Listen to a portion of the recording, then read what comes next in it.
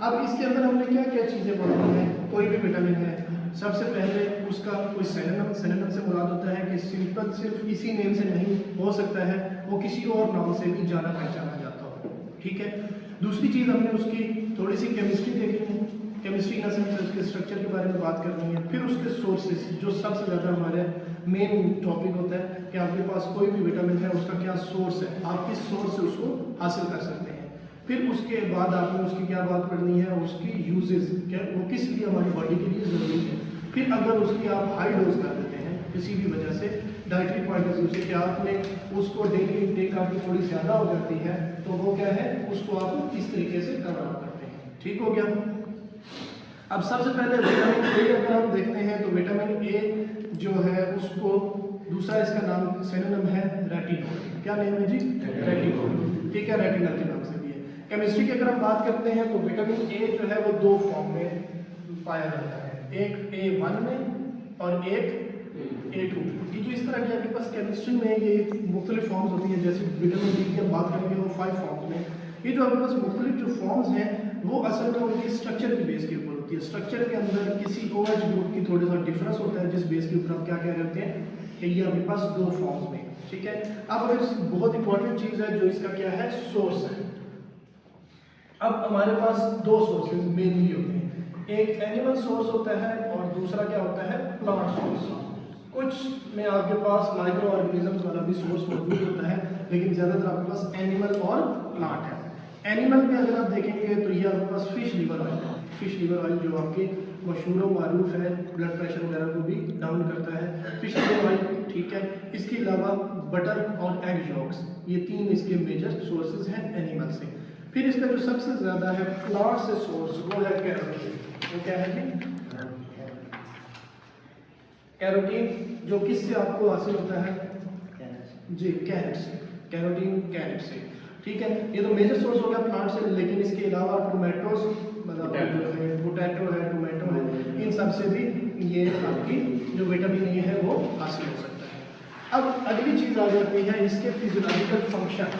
इसके क्या आ जाते हैं, फिजियोलॉजिकल फंक्शन। फिजियोलॉजिकल फंक्शन से क्या मुराद कि ये हमारी बॉडी में जाकर, यानी कि अगर इसकी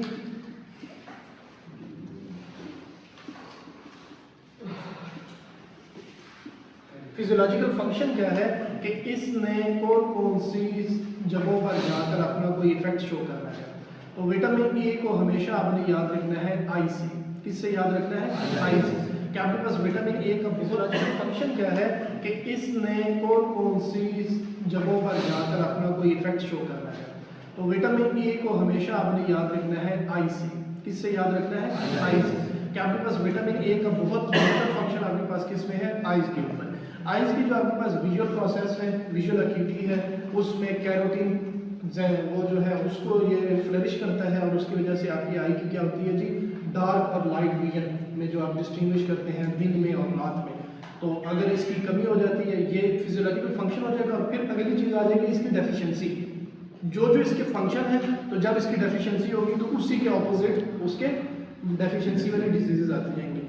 पहला इसका फंक्शन आइज के ऊपर है, बहुत ज़्यादा इंपॉर्टेंट। दूसरा फंक्शन इसका रिप्रोडक्शन, जो आपके पास रिप्रोडक्टिव सिस्टम है हमारी बॉडी का, उसके अंदर भी इसका एक मेजर रोल है, जिसमें ये क्या करता है, आपकी जो स्पर्मेटोजेनेसिस है, मेल में स्पर्म को जो जेनेसिस है, स्पर्म्स बनते हैं, उसमें उसकी जो शेप है उसको प्रॉपर करते हैं विटामिन ए उस चीज़ के लिए। फिर एपिथेलियल टिश्यू आपके पास आ जाता है।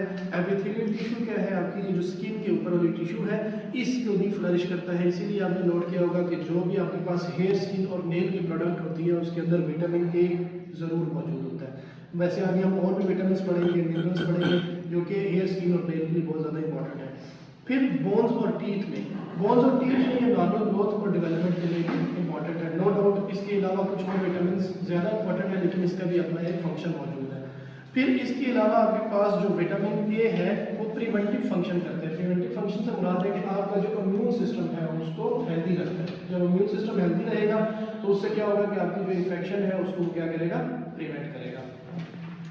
अब जब आपके पास फिजियोलॉजिकल फंक्शंस ये हैं, तो जब भी इसकी डेफिशिएंसी होगी तो क्या होगा, इसी के ऑपोजिट काम शुरू हो जाएंगे। सबसे पहले हमने आई की बात की, वो कहता है कि अगर विटामिन ए की डेफिशिएंसी हो जाएगी तो आईज में कोई ना कोई डिफेक्ट आना शुरू हो जाएगा, डिजीज आएगा। जिसके अंदर उसने पहली बात की है ज़ेरोफ्थैल्मिया। ज़ेरोफ्थैल्मिया क्या है?